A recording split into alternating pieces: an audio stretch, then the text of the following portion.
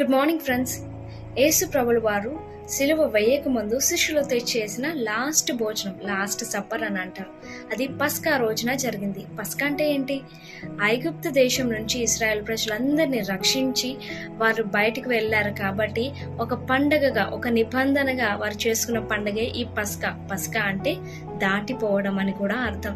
యేసు ప్రభుల వారు మన పాపం నుంచి దాటిపోవాలని ఈ యొక్క విందుని ఏర్పాటు చేశారు. శిష్యులందరితో పాటు వారిని అందరినీ పాల్గొనేటట్టు చేశారు. నీ యొక్క శరీరమే ఈ యొక్క రొట్టె, నా యొక్క రక్తమే ఈ యొక్క ద్రాక్షారసం అని చెప్పి శిష్యులకి ఇవ్వడం జరిగింది.